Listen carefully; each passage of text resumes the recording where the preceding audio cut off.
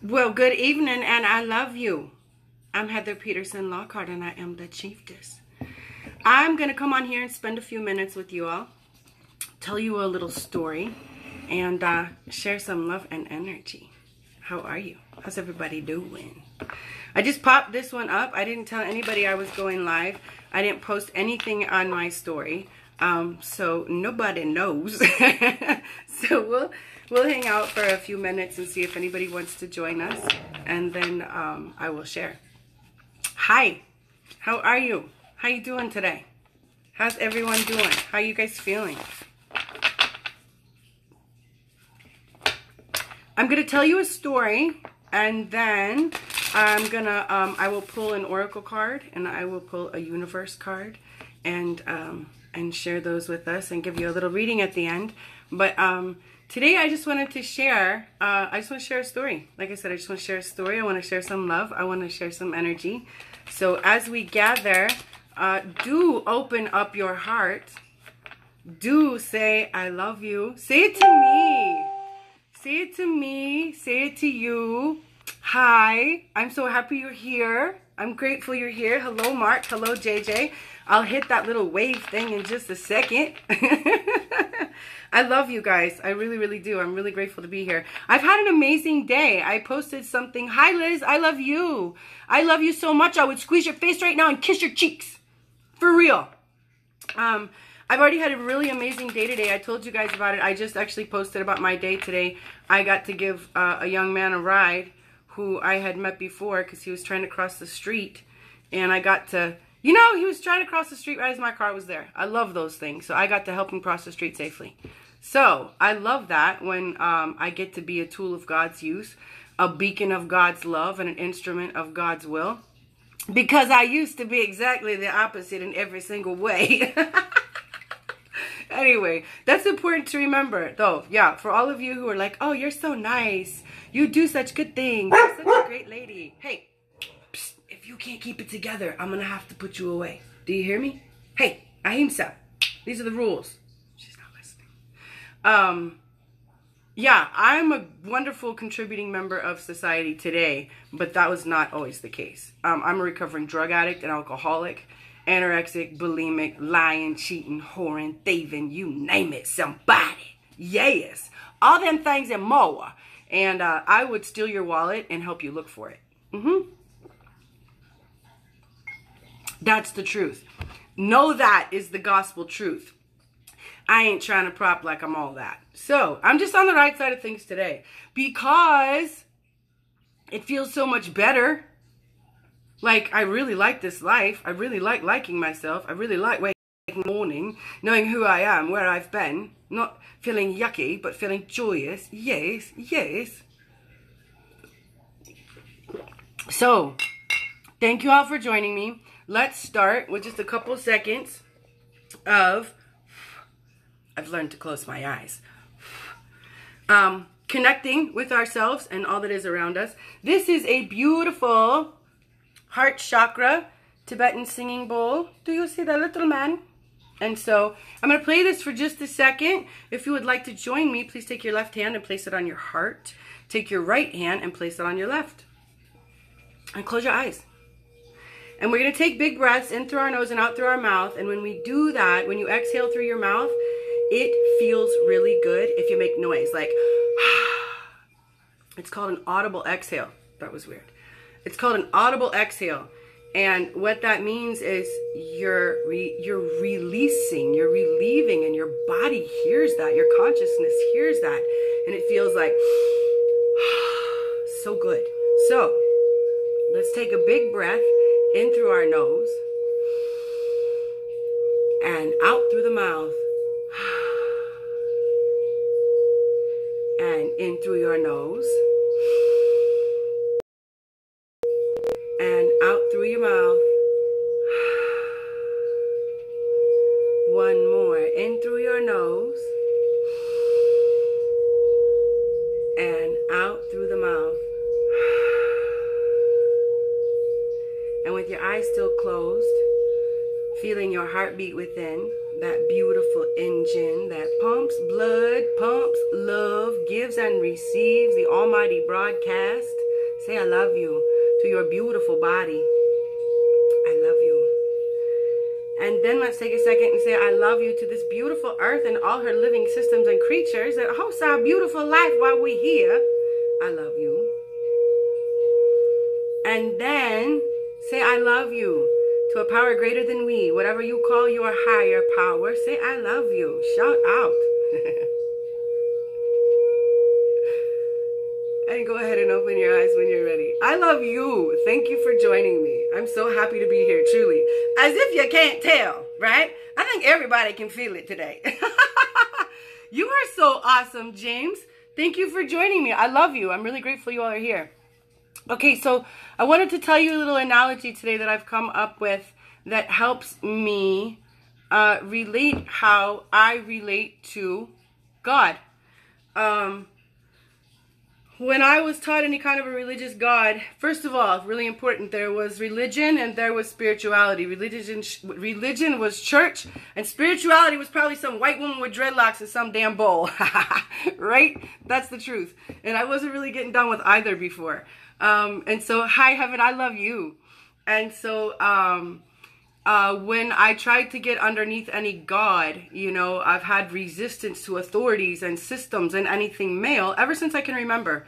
So for me to get underneath a male father God was like next to impossible. And I had ultimate resistance against that. So I am able to understand a concept of a power greater than me, a God, in the way that I can right size it just a little bit on my own family. I'm a mother of 3 children. When they were all in my home, to a degree, because of the hierarchy structure in the house, I'm the God, or at least the God of the house, you know? And so I would think about these things when I would be trying to understand God, because I've always been so judgmental on myself and thinking that some God is so judgmental on me. And so I would apply it in my home. And I would think about, like, when my kids did something wrong, was I more concerned with what they did wrong or why they did it? That's a huge one right there. And, you know, I came to understand that I was more concerned about, why they did what they did versus what they did. I might be mad at that action, mad at that behavior, but I'm really concerned with what's going on inside you, right? That you chose to make this, to choose this choice. That you chose this choice, that you stepped into this behavior. Because ultimately, that's what's going to make you do it again. Right? So I started to understand, and that is what I understand is the sins of the father. It's not the actual action. It's the teaching. It's the beliefs. It's the understandings. It's the thoughts first that become the beliefs that begat the behavior that creates the human, right? But it doesn't start with the behavior. It starts before that. It starts when you're little and you see things coming up. And then you decide that that's the way it is, and that's who you are, and that's who they are, and that's who they are, and that's us and they're they, and all that crazy crap, right? And in that, we make these decisions. And so, if I can understand something, if I can put it on my home, pardon me. Hey, you're gonna have to lay down. Ahimsa, lay down. No, thank you. If I can put it on my home, then I can understand like this concept. So in my home, I get that I'm more concerned with why my kids did it versus what they did. And so it takes some of the judgment off. It brings some of the compassion forth, right? And so when I can take that model and apply it to me, I can be more compassionate towards myself, which is really important because I'm learning that really helps me grow. Because this hard ass, no pain, no gain shit, old paradigm doesn't really work for me because there's never too much pain for Heather. I'm better now, but so I was thinking about when I was really, really little, right? When I was really, really little, and then, oh, and I'm sorry, I forgot part of this too. So I was thinking about how, one of the key elements of this whole talk, good thing I'm cute. So I had a hard time getting underneath any male God. I had a hard time surrendering my will to any kind of a God concept. I had a hard time, like, embracing that there was something out there greater than me that was maybe kind, let alone compassionate, and really going to take care of me in like a really good way that I wanted to allow. Not all this judgmental shit that I had created, right? So I had to try to start looking at the concept of God, of a higher power, in a different way. So I started trying it on at home. There we go. So then I was thinking about how when I was really little, you know, when I was really little and I was in diapers, I was in a car seat. I was in a car seat facing backwards in the car, looking out the back window of the car, maybe with some toy in my face. And that was pretty much the extent of my awareness, this toy in my face. I probably couldn't see very far. And I might have been crapping my pants. And I might have been hungry. But I couldn't tell you that other than screaming, right? And so my interaction in that car ride, okay, is pretty limited. I'm in the car. I'm going for the ride, right? But my interaction in the car ride is kind of limited. I'm just in this seat. I'm looking out the back and you know, I'm not even in charge of my own body, man. I'm crapping my own pants and shit. Right?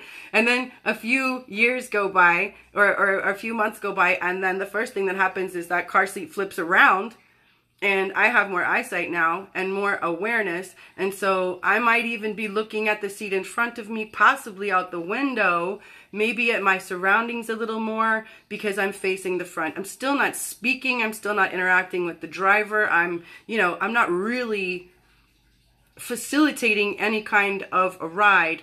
I am simply along for the ride, but I'm seeing a little bit more and I'm still crapping my pants and I still can't tell you when I'm hungry. I still need you to do everything for me, right? Well, and then some years go by and I'm not in that car seat. I'm in a booster seat and I can roll down my own window and roll up my own window. Ooh, right? But there's child locks on the car. I can't get in and out the car by myself and I have to have this booster seat and I can totally see out the window in front of me, beside me. I could even turn my head around and look behind me if I really want to. And I can talk to the driver and I can probably ask where we're going and I might even know where we're going, right? Okay, so then some years pass. I'm sorry, that's not supposed to be able to happen when you put do not disturb. For some reason, the universe likes to keep me on lock with those video calls. Anyway, so, you know, then I lose the seat. I'm still in the back seat. You know, I'm more interactive with the driver. I'm more interactive with the ride itself. I'm more interactive with my life, my body at this time. Hopefully, I know when I have to go to the bathroom. I'm not crapping my own pants anymore. I can go to the bathroom by myself. I can tell the driver when I need to go to the bathroom. We can stop the car. I can't get out by myself. There's still the child locks, but, you know, you get it, right? So a few more years go by and I've graduated to the front seat. Uh-oh, I can get in and out the car by myself. I totally know when I have to go to the bathroom now. I totally know when I have to eat. I might even know what I want to eat, okay? And at this point, I can even like co-pilot the ride. I can hold a map.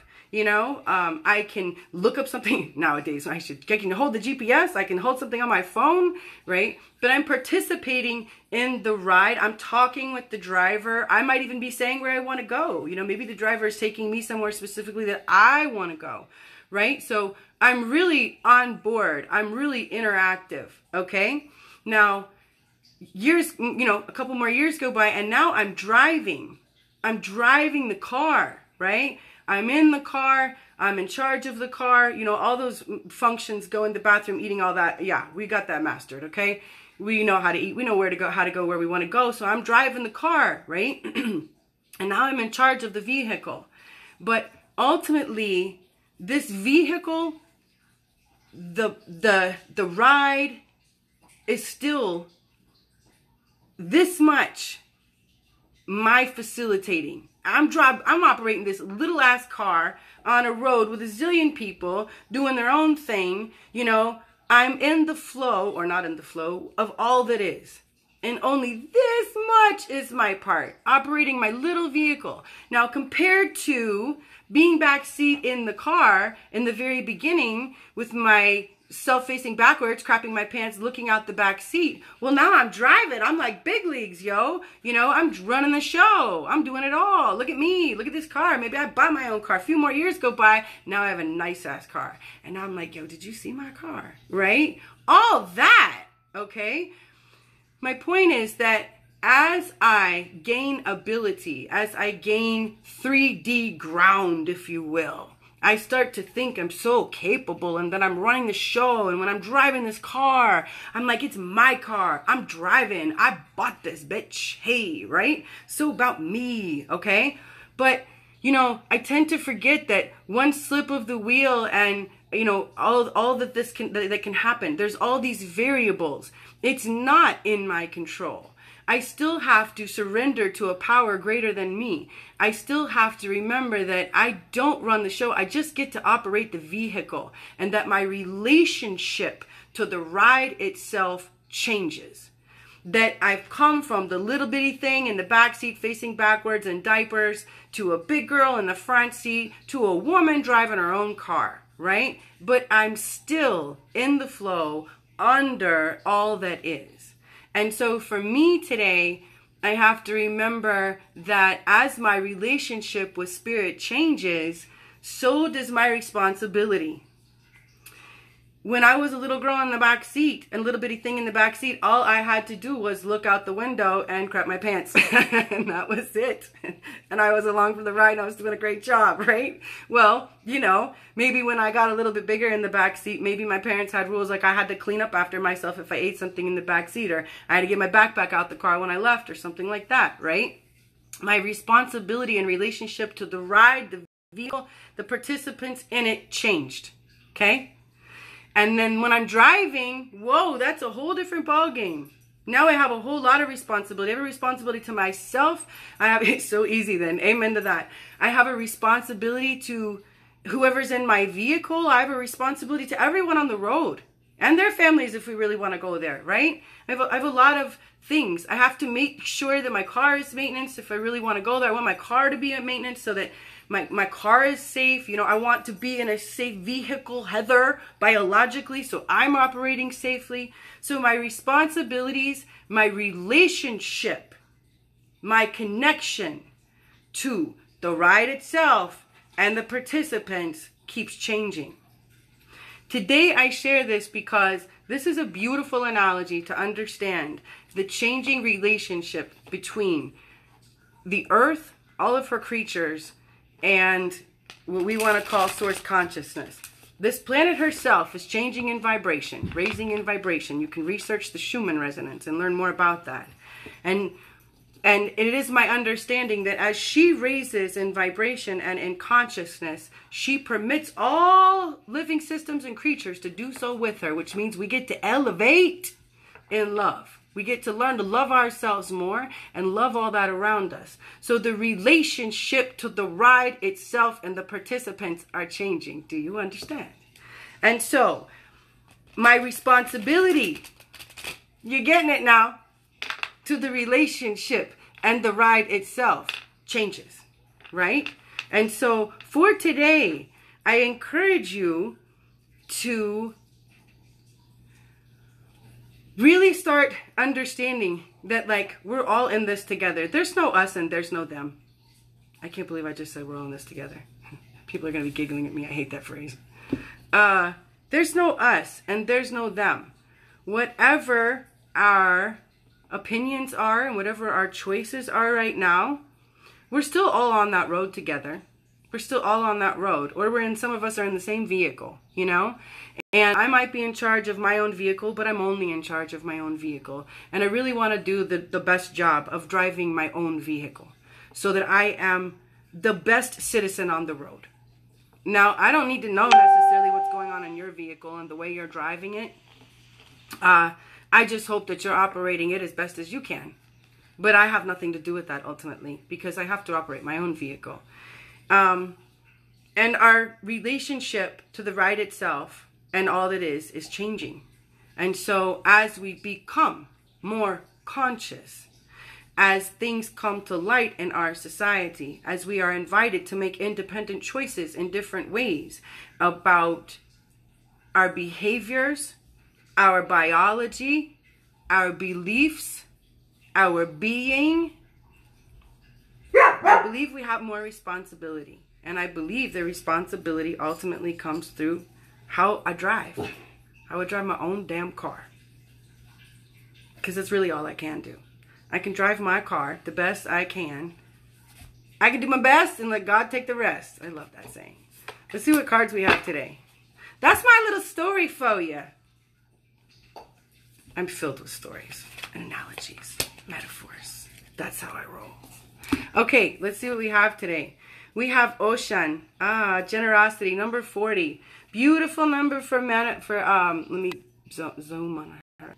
Nope, there we go. Beautiful number for manifestation. Let's see what she says. There is a universal law that centers on unrestrained generosity and flow. Ocean, the benevolent